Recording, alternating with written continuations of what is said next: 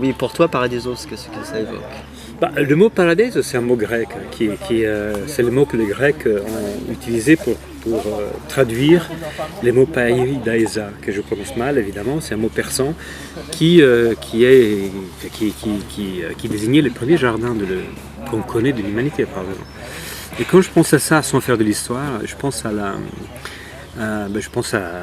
notre ami Gilles Clément qui définit le jardin comme enclos destiné à protéger le meilleur.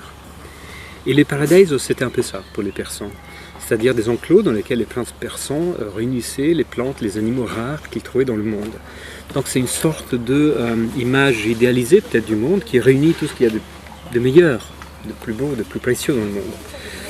Et c'est assez intéressant parce que c'est pas uniquement une bonne définition du jardin, peut-être la seule qui me paraît vraiment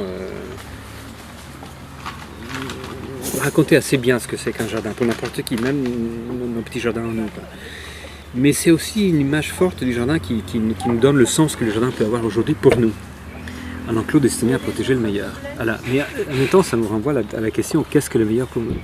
Donc ça nous oblige à penser, à réfléchir. Voilà. L'idée d'un jardin européen, c'est ça. Qu'est-ce qu'on veut, qu'est-ce qui nous intéresse, en quoi l'Europe, qu'est-ce que l'Europe peut... qu'est-ce qu'elle a de meilleur en fait en quelque sorte, qu'est-ce qu'on veut prendre, garder et développer, comment fait un jardinier dans son jardin qui cultive pour que ça pousse, pour que ça se développe, pour qu'il y ait des graines, pour que ça donne autre chose et que ça, comme un arbre. Quoi. Et le partage du jardin, comment tu l'envisages, le partage, dans cette histoire ou de manière très, très pratique? Le jardin a toujours été, c'est par définition un lieu de partage. Je le vois très bien dans mon jardin, je ne peux pas tout faire tout seul. Déjà, il y a ça. On est obligé de partager en quelque sorte. Et puis, on a envie de partager, dans tous les cas. Que ce soit le travail dans le jardin, c'est quelque chose qu'on n'a pas envie de faire tout seul. C'est pas comme un poète avec son poème, un peintre avec son tableau. C'est quelque chose qu'on a envie de faire avec quelqu'un.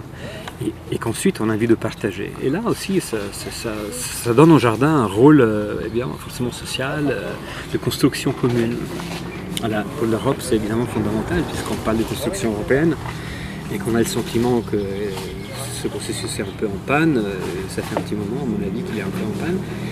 Et alors, qu'est-ce qu'on veut construire ensemble? Donc, le jardin peut être à la fois une image, un symbole de cette Europe qu'on pourrait construire ensemble, comme une sorte d'image guide qui pourrait nous guider. Quoi. Et quelque chose de concret, de vraiment matériel qu'on peut faire, par exemple, dans des jardins réels dans lesquels on met en commun, on partage des connaissances, des savoirs, des idéaux, des rêves.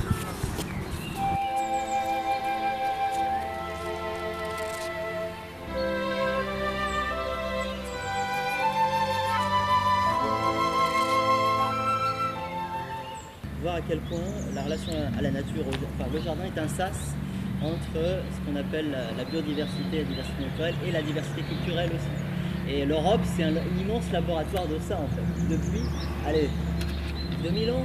Et forcément, la Jean Monnet, c'était le lieu, pour commencer, idéal pour cette association qui veut travailler l'idée du jardin dans l'héritage européen. Culturel, c'est vrai.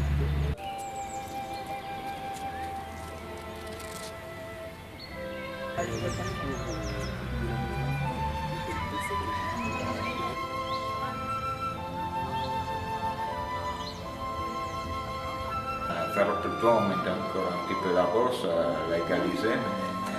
Mais en gardant cette forme-là,